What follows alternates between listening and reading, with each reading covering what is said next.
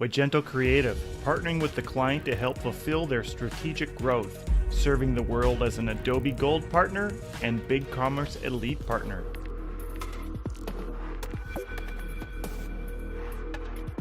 Magento, the code of commerce.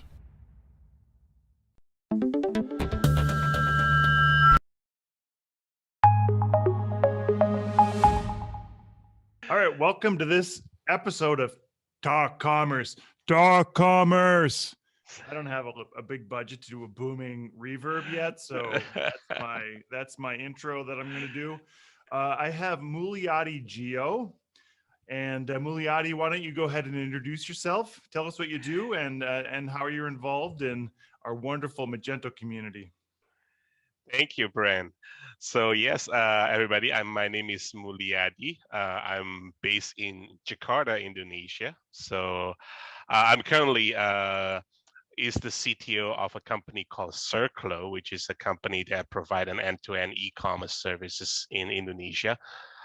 Before merging with SIRCLO, I actually own an agency called iCube. We merged with SIRCLO last year, and iCube has been a Magento Solution Partner for almost, I will say, 10 years. Yeah, long time. And we focus on Southeast Asia market, and even before that, I'm actually from US, and that's how I first know Magento. I'm part of an agency in US, and we are one of the early Magento enterprise partner, basically way back then, working together with Magento back in the Culver City office. So yeah, Wow. That's a quick history about us, about me. Good. Yeah, I guess I'd not realized that you came out of Magento originally. That's very No, exciting. I didn't work with Magento, but we work with some of the early, people in Magento. We are one of a few 2 or 3 company that were working as an early enterprise partner. Before that, Magento is just an open source. Yeah. Okay. Got it. Oh, that's exciting. Yeah. So one of my thoughts on what should I call this podcast, and I thought, oh, maybe I should call it Varian. It Anyways, is. yeah, it varies. Good. So I think our paths have gone quite remarkably the same since we started about 10 years ago as Magento, and we were acquired also this year by another company. Yeah. And it's Congratulations, interesting. by the way. Yeah, thank you. The owner of our company it worked in Indonesia, so I'll have to introduce you to him. Wow. Yeah. Yeah. Anyways, lots of parallels in our lives, including Meet Magento. But let's Yes. start off with just talking a little bit about Meet Magento. You put on Meet Magento Indonesia, and it traditionally has been one of the largest events that Meet Magento has done. And I know that it's not about the number of people, but it does represent the community that's in Indonesia. Magento, can you tell us a little bit about that and your event? Yeah. So it started. I try to remember what year, but I think we've been doing this for this year is the 7 years. I believe. I maybe lost count, but initially we just create like a very basic meetup. I still remember doing it with Magento. Just try to invite a couple of our clients and then just open up to public and see whether people can respond to the Magento like event meetup basically. Surprisingly, we have about I believe it's like 100 people show up on that event.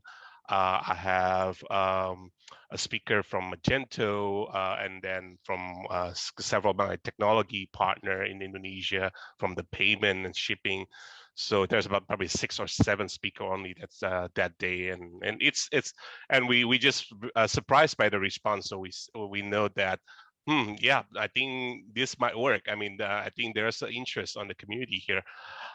So that's, yeah, from that on, the next year I was basically requests with the Magento, at that point it's Meet Magento Association, right? And then we formally request to be the host for Indonesia, which at that time there are no event Magento at all.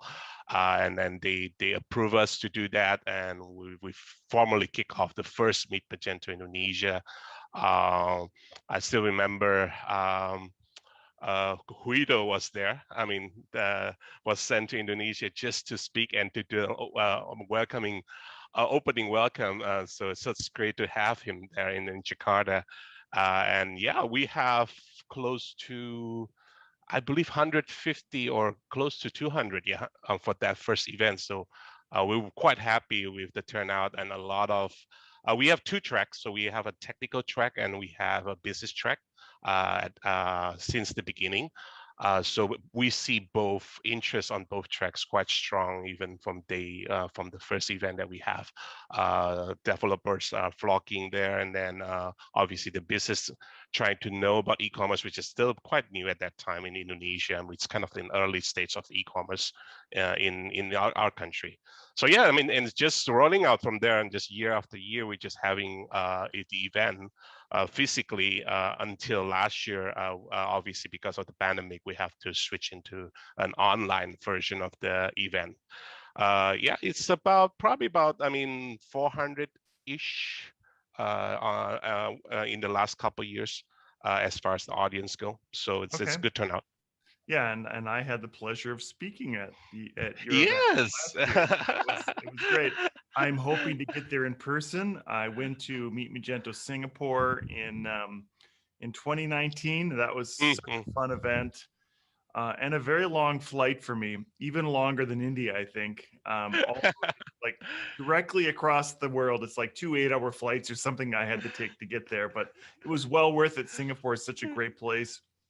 Extremely close for you. I think you're what, a couple hours from Singapore? Yeah, just a couple hours from Singapore. Yeah. Okay. Pretty And did you all? So we put on Meet Magento India. Have you've come to that one?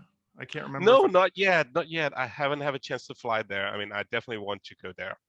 Yeah, so we are planning, fingers crossed, we would like to do an in-person Meet Magento. We did an in-person Meet Magento in 2020. We got in there just under the wire. You're the last in-person Meet Magento that year. I know. We still have the last in-person Meet Magento. It's a little bit sad almost. And I know. And I remember you were planning Meet Magento Philippines at the time. Yes, we were talking about that, and then the pandemic obviously comes up, and yeah, we just have to change everything. I think Southeast Asia is such an exciting market. It's a little bit similar to the LATAM market, in the sense that there's a lot of emerging countries, and there's such diversity in culture. I think there's such a great potential in that market for e-commerce and for growth. And so I guess the sense, just because you were planning the Philippines, that you're thinking more than just Indonesia when you're looking at your commerce footprint in the area. Yeah, definitely. I mean, when we have clients across Southeast Asia, obviously predominantly the majority still Indonesia is our main focus, because even Indonesia market is so large. I think we are number 3 or number 4 population now in the world.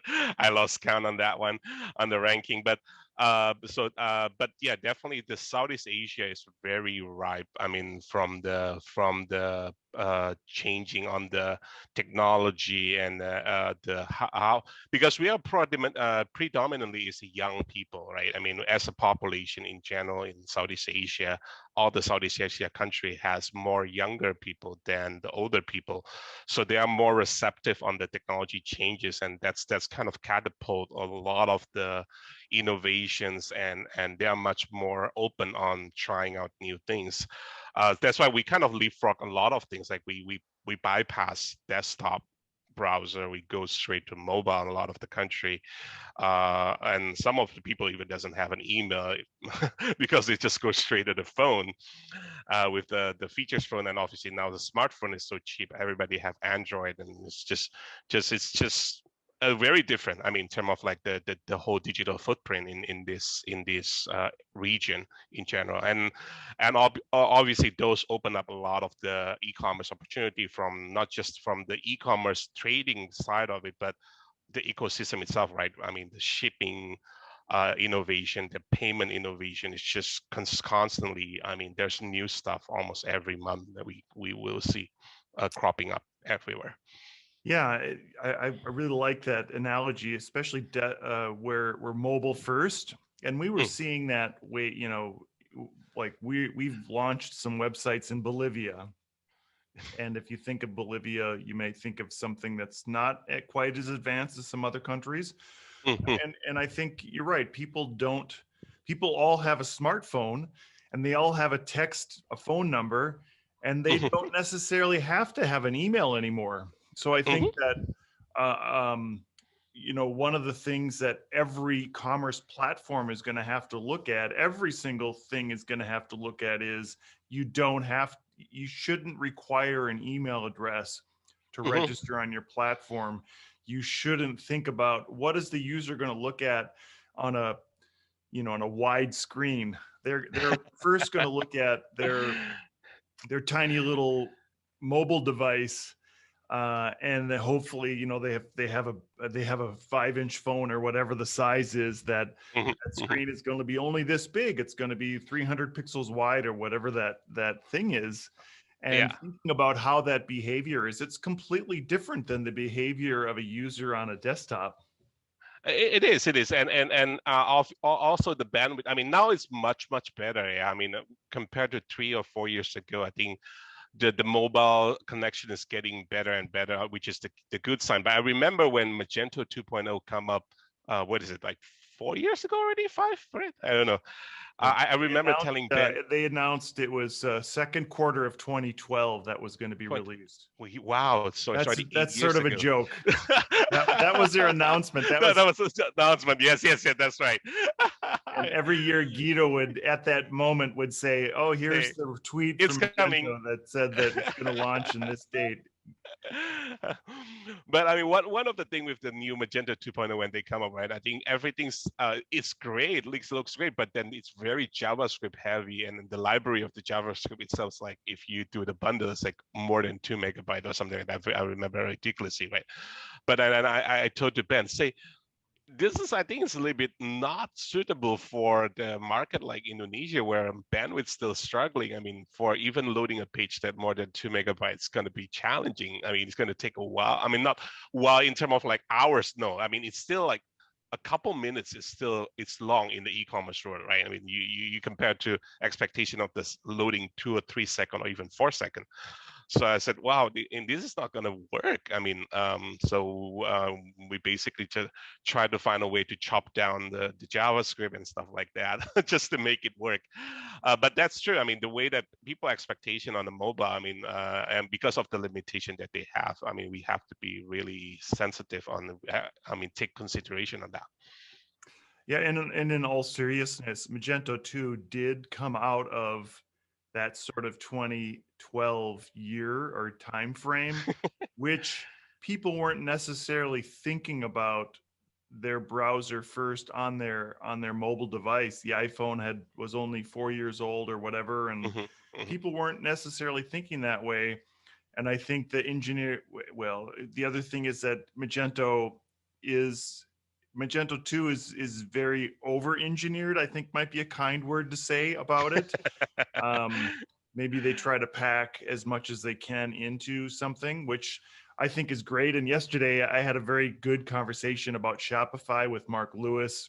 We talked about guardrails and how some of the SaaS platforms put guardrails around their package where Magento lets you go wherever you want.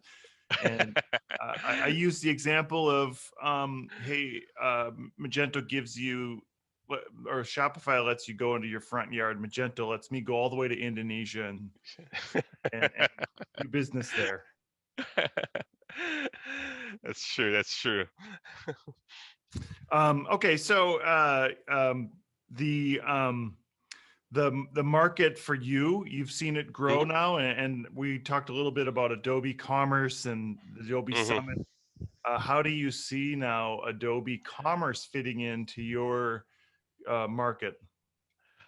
Well, let's start talking about the market first. I think the market is definitely growing, but I think Indonesia market still in the very infancy in terms of like the maturity of the merchant itself, right? I think a lot of the merchant are obviously kind of like this is a big wake up call during I think this is a story everywhere, but in Indonesia especially true. A lot of the merchants kind of wake up on the pandemic situation. They try to be like, okay, how can I go online right away? I mean, the store is closing. They can't do physical store and stuff like that. So, but like I think like China and India, as you can see, marketplace play a big dominant power, right, in the e-commerce. I mean, in China, in India, as well as in Indonesia as well. So we have this big marketplace like Lazada, Tokopedia, Shopee. I mean, those are the kind of the big player that has been aggressively trying to get this merchant to. I mean, the first online selling experience that they have is not selling themselves as a website, but they just go straight to marketplace. I think that's just the first choice. So a lot of that influence and stuff like that's coming from the marketplace. But to us, we see that as opportunity because I mean, from us, the most important thing is the customer itself getting more comfortable into the online, right? I mean, before the pandemic, it's continue growing. I mean, it's a double-digit growing year after year in the last 5 or 6 years. But then during just the last year alone, the pandemic, then everybody just all of a sudden is like forced to use it. I mean, they have to start using the digital money compared to using COD. So the e-wallet is blooming all of a sudden. I mean, within that year, we see growth just like tremendously growth. I mean, from the digital usage, I mean, on the e-commerce, which is good news because even though the marketplace growth, that's also a spill over to the brand.com, especially all the client that we work with that already prepare prior to the pandemic. I mean, they see just significantly push and get help a lot. I mean, with the changes on the e-commerce and and this is a good news for everybody. Basically, from us, it's a perfect time because then we can start teaching them about the brand.com, the website, why, and the platform now become more relevant and to kind of speech on. But at the same time, it's like I said, it's still a baby. So, and what I kind of worry is, I think Adobe Commerce now, I think getting higher and higher to the higher top level. I'm not sure. I mean, how's their strategy to the mid? I mean, I would say most of the merchant here, I would say, still consider small business if you compare to like in US or in any other part of the world. I mean, from the online sales even though they are probably have a very big offline presence, but then they're still minuscule on the online. We're talking about even if like 2%, 3%, or maybe 5% for some, that's still small considering the bigger picture you compare to US. So, but now with the Adobe Commerce going upscale, there's a lot of room that we have to fill in to cover all those market that we want to tap in. Yeah, and I agree. And I've continually said that Adobe is pushing us up market, and they're not. They're saying they're backfilling that space by attending to the mid market, but I think you and I both know as agencies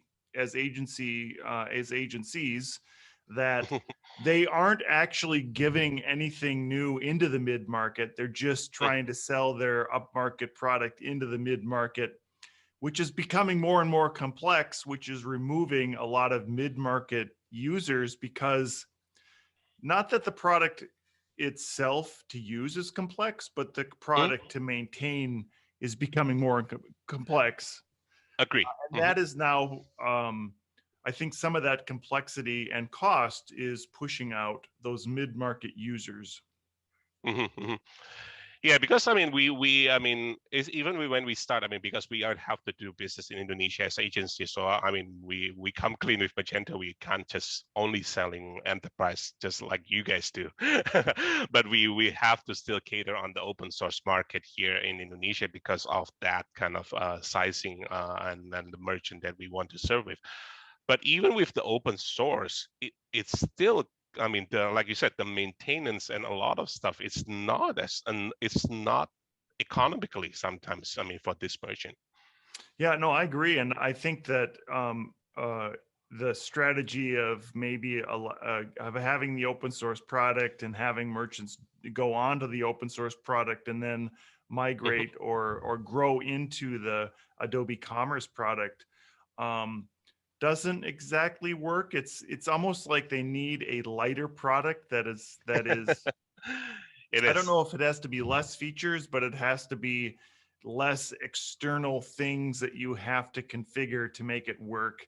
So it would be great to have, let's call it Magento version, like the Magento looking like Magento number Light. version. Yeah, light, but like Magento 1 where everything is self-contained and you just launch it and it goes. Yeah. And I think adding in, I think it's great having live search as an add-in. Elasticache is now required, which is from a hosting standpoint, even adds more complexity. Exactly. I mean, I enjoy your podcast with John, right? Last time you mentioned about like how the complexity having like maintaining Elastic server has to be there and stuff like that, right? That's exactly. I mean, we see a lot of the complaint from the community as well, like forcing that to be become a core that need to be happen. That's added a lot of cost from both, not just the hosting costs, but it's also the maintenance and making the site up. It's a lot of work. Yeah, even so, Varnish is a front end, Mm-hmm. but I guess there is a fallback on that. It would be Yeah. great if they would have a fallback for search that's internal. And I don't know if there's a module out there that replace. There must be a module out there that would, yeah, there is. I guess that there's always replaces. the third party extension that allow you to use other search, but yeah. Yeah, I mean, let's face it, the open MySQL commands for getting search is terrible, but it does allow a merchant to get up and running online on a relatively inexpensive hosting package.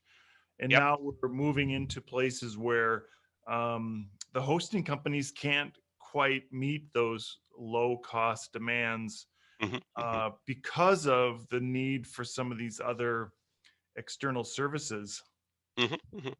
And don't forget, you have to upgrade always constantly Yeah. with the quarterly patches and yearly upgrade. I mean, it's just like way different. I mean, compared to, like you said, 12 years ago with the Magento version 1, it's complete different product altogether. Yeah, I like how they've at least released a patched version instead hmm of making you hmm go to the next version. I think that has helped quite a few merchants save some money on ROI by allowing patch only. It would be good. I think it would be really good to maybe have a little more transparency in their patches to say, here's the areas where you're going to potentially see issues with external plugins. For hmm example, the P1 patch for what 2.3.2 came out. I should know because I made a podcast, um, but they don't have any release notes, and they say it's security patches, but it would be at least good for merchants to have some confidence to say, I'm going to install this patch. I know it's a security patch. Here's the places I should at least look if I have a third party module that's a plugin that may stop working on a patch, because any patch you install, you don't really know if it affects something that you've had installed there. It may conflict with it. Who knows? So just at least some heads up on those would be great. And I know that as a developer, you should be able to do that, install it, and see that through testing and things like Testing, that. of But course. Yeah. from a low cost standpoint, let's face it, a lot of merchants just install the patch and they go.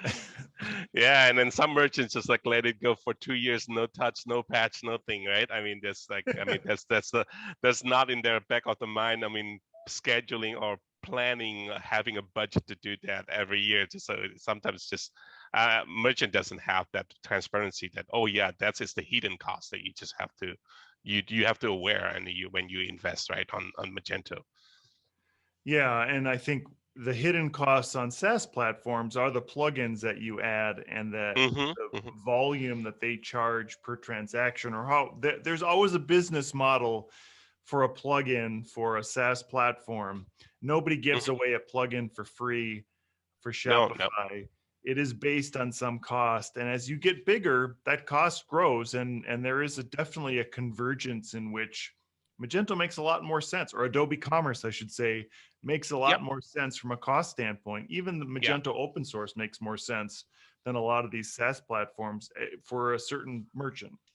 I agree. I agree. I mean, definitely no one winner all at the platform game. I think you just have to know what tool for what purposes, right? I mean, I see a lot of this discussion between this and that. It's really not reflecting apple to apple, and a lot of the discussion. I mean, it's just basically when, as an agency, I think you agree with me. Like we always try to find the right tool for the right purposes, and when the situation really a basic e-commerce B2C, and you don't really need any customizations. You don't need, I mean, things like that. And yeah, I mean, just go ahead and go with the SaaS platform. It's easier. I mean, just less one headache. But then when you definitely require a business complexity and a lot of customization, stuff like that, and you start to monkey around that around the SaaS, that just doesn't make sense at a certain point. You have to own the platform and able to do that customizations into the platform directly. So Yeah, exactly. And so, as an agency, you've made a decision to have more than just Magento as a platform that you're selling. funny thing, we still committed to Magento only. I mean, we are a view of agency that only do one platform at this point. I think for a couple of reasons. I think one, Indonesia market in general is custom market.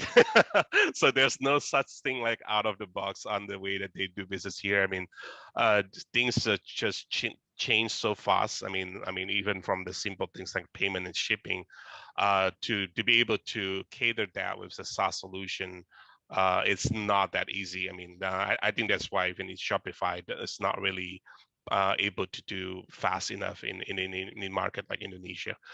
But like Singapore, which is much more mature, like US, definitely. I mean, Shopify has much more ground.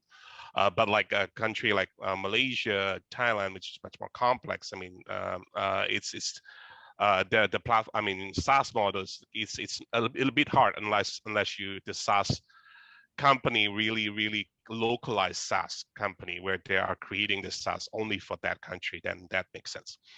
Right. So Okay. I think that's why from us, I mean, Magento is perfectly as the right tool. I mean, to tackle Indonesian market, and we've been doing that for the last 8 years.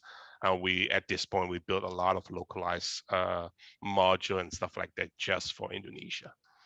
Yeah, I mean that's a great point and a great strong point, especially for Magento open source, since it's Hmm. completely free, that it can be localized for any market that you want.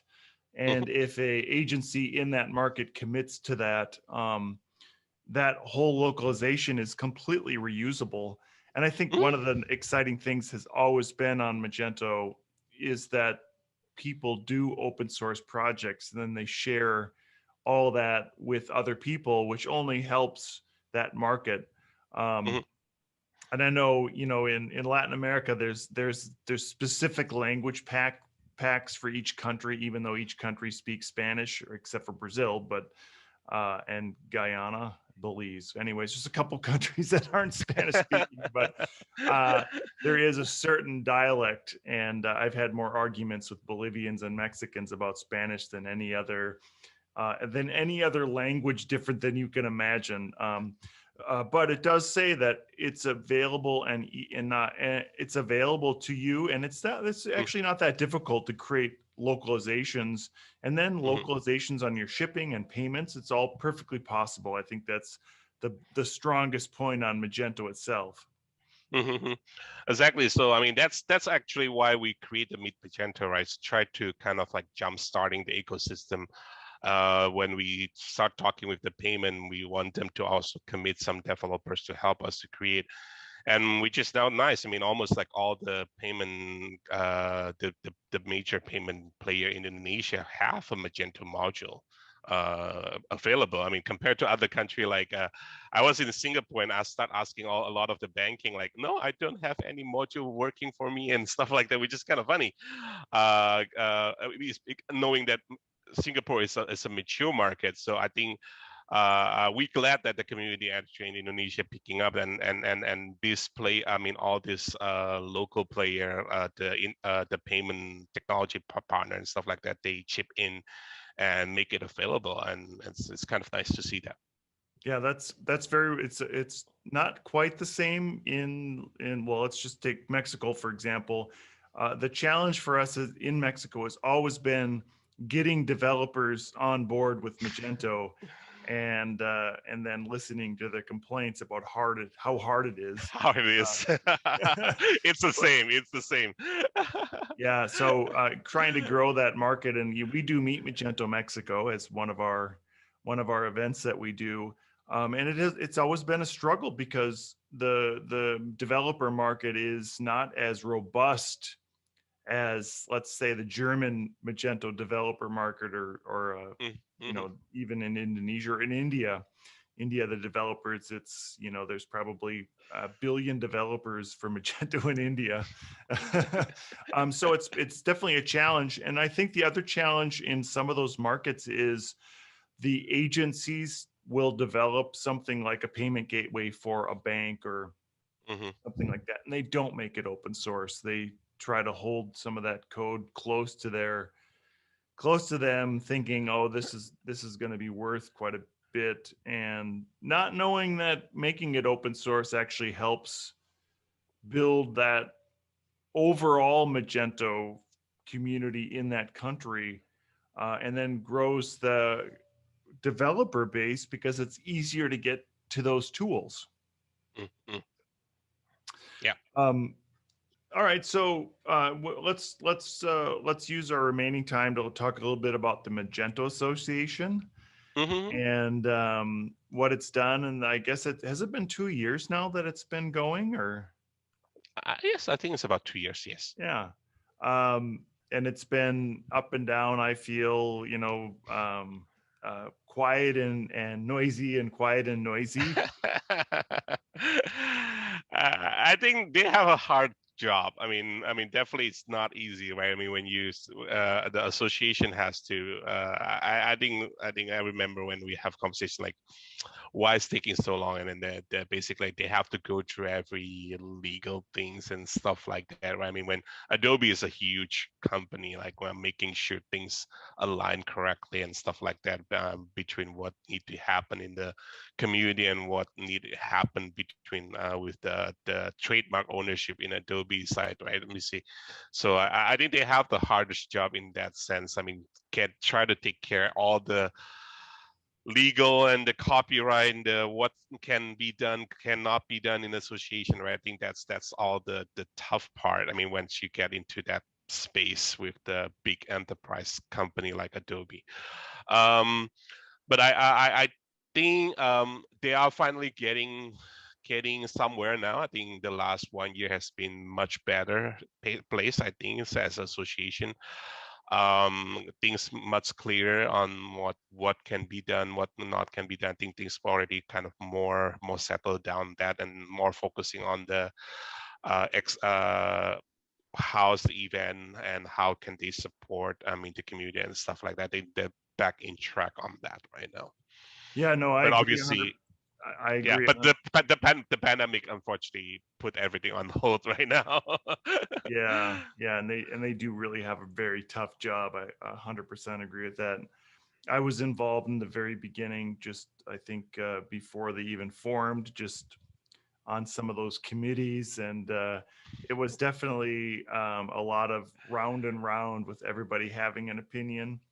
Mhm. And I know we want to be very inclusive, but obviously, the more you have, the more opinions you have, and the Mhm. more um, the more social points you get as you grow your central leadership team, which Hmm. then complicates trying to make a decision. And as there's more users inside of Adobe or of Magento, the Magento Association, more people involved in making those decisions, can't be as decisive. So I think that's the reality of the situation and how hard it is to grow.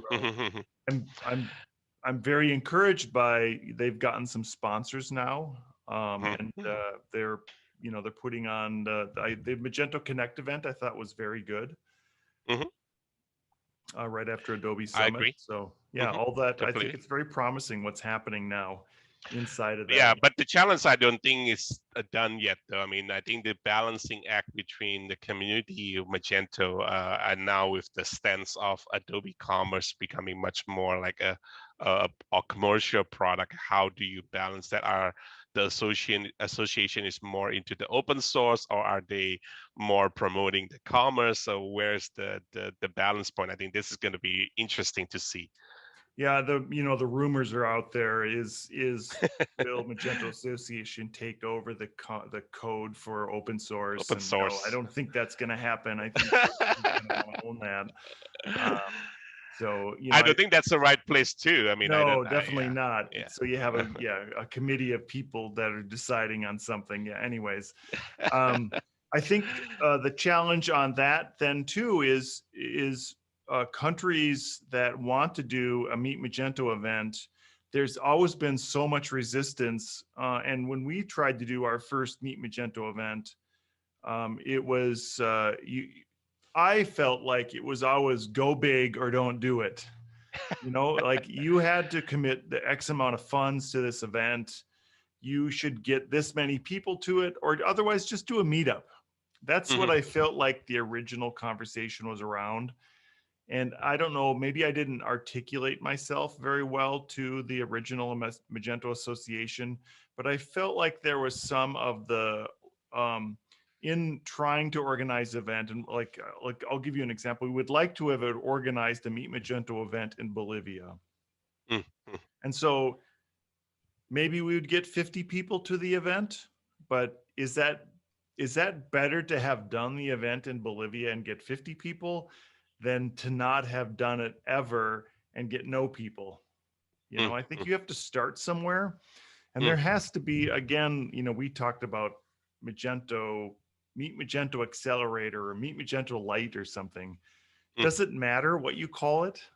mhm, I don't mhm, know. mhm. What's your opinion on that? Like, would it be okay for somebody to do and Meet Magento somewhere where you're not going to get a lot of people? Um, to tell the truth, I mean, I'm not too hard on the actual name. We want to call it meetup, or you just call it Meet Magento. I think initially Meet Magento, the spirit is really doesn't care about the size, right? I mean, if I remember, I mean, how we start Meet Magento, I mean, initially, right? It's all about, it's actually meetup. I mean, that's how Meet Magento is. Like that's why I call Meet Magento. It's really just a meetup, right? I mean, I don't know until what time. I guess when the envy of other country having 1,000 people, and then all of a sudden we are competing creating our own Imagine. I will say, Right. which is kind of I think it's wrong, right? I think that's not the spirit of the Meet Magento. I think that the really when there's community, we want to create a place for that community to kind of grow. But obviously, I mean, you said I think the key factor is like if whoever wanted to meet Magento for me, I think it's the commitment, right? I mean, it's hard. I mean, a small number, large number, the commitment has to be quite dedicated in that, right? I mean, people will thinking, well, just open up a meetup and that's it. But it's not like that easy, right? You have to planning how to reach out and make the community come and stuff like that, right? There's a lot of homework that we need to do. But yeah, I would say if you ask me personally, I don't really see the numbers should be the criteria. Yeah, and I think the difference in my perception, the difference would be A meetup is something that happens sort of ad hoc. You have a bunch of people show up. You have maybe some beer, some soda, depending where you live, Exactly, and some exactly, exactly. pizza, and people talk about a couple of things for an hour and they go home. A Hmm. Meet Magento event should be something where you have some scheduled speakers who have some really good topics. It's more than one. It's not just your own company that's trying to Company. sell something they're doing, Yeah. and Yes. you don't focus it on one particular agency. Yeah. It is a community thing. You bring a whole bunch of people together, Yeah. Yeah. and yeah, Exactly. the community part of it, I think, is the important part. Building that Yeah. community, and I think part of it was that there was a little bit of a disconnect between the business side and the community side of it. Yeah. Yeah. Sort of like there hasn't been a Meet Magento in Africa, right? I don't see And it. Yeah, I and think so. so getting a Meet Magento in Africa should be a number one priority of the Magento Association.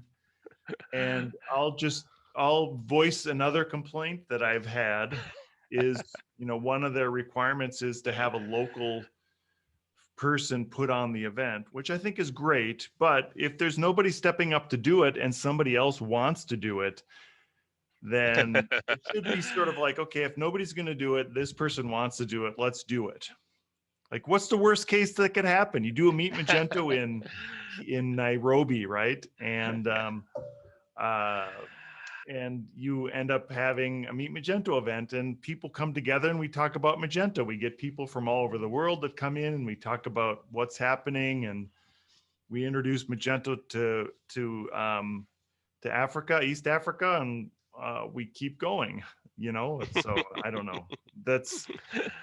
I'm more of a let's lay some community groundwork. Let's get some grassroots going, and however we can get there, if the ultimate goal, if our outcome is growing the community, I don't think we Mm, should put roadblocks in front of that. I'm not saying that we should yeah. just do it no matter what. Like, we shouldn't say, oh, this Shopify place wants to do a Meet Magento event and then sell Shopify. No, that's not what I'm saying. I'm saying that if there's somebody that wants to do a Meet Magento event and it's in a little market that doesn't have a Magento community, let's let them build a Magento community in that market. Mm. That's my soapbox. I'll get off of it now. No problem. Noted. We'll pass along that to the association. Yeah. So are you on the board right now? I can't No, remember. no, I'm not. I'm just part of the what they call like what's that work? What do we call our event committee? Event committee. Okay. Yeah. Yeah. So we give suggestion as far as like what who I mean if you want to register as the event host and stuff like that, we'll give input. All right. So I'm talking to the right person. Yeah. So, all right. So I just joined the membership committee. So I don't know I think we have our first meeting coming up. So we'll see how that Cool, goes. cool. Yeah. And I'm in a different organization called Entrepreneurs Organization, which is a, worldwide community. And I'm on our Nice. local membership community. So I know it's very tough to get members here for that because you have to pay. But anyways, and there is a EO Indonesia. So I'll introduce you to Yeah, that. yeah. Oh, Anyways, yeah. Cool, cool. That's yeah, great. so good. Well, we're at the end of our 30 minutes now. We're 45 minutes into our 30 minutes. Why don't you give us your shameless plug? All right, I keep it simple. So, if you want to do business e-commerce in Indonesia, then definitely talk to us because we're not just only give you the technology, but I think the e-commerce is really need to be you have to understand the market and stuff like that. There's things a lot beyond just the technology. So we're more than happy to help you to strategize how you're going to go into market in Indonesia. And what's the best way to contact you? Just by email at Muliadi, my first name, at SIRCLO, SIRCLO.com. Great. And I will put those notes into our show notes as well Thank you. when the episode is launched. And I do have a website coming as well. So lots of exciting things happening on the Talk Commerce front.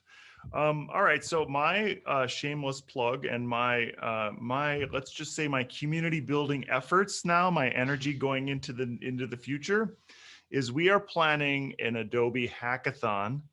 Oh, nice. January of 2022 in Orlando, Florida. Ooh, okay. And I've started thinking, well, why don't we make it sort of a Meet Magento event as well? So I don't know. I want to keep the doors open to the possibilities right now. I've been talking to the hackathon people, the community engineering people at Magento, and they're on board. Florida is fully open. It has been, and we could do it today if we wanted to, but I feel like in January of 2022, we should be safe enough to do an event where people from across the world can come. That's our goal. Yes. And the exciting part is that that's where Disney World is. So I know. Yeah. So I can't understand why somebody hasn't done an event in Orlando yet, but that's my goal.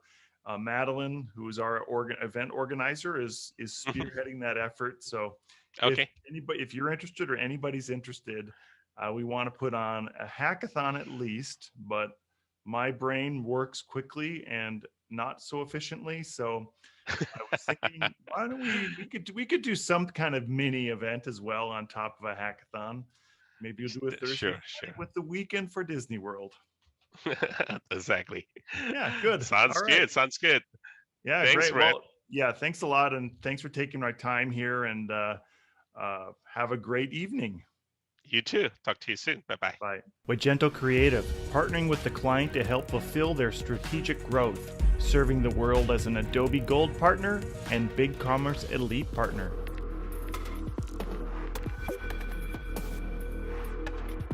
Magento, the code of commerce.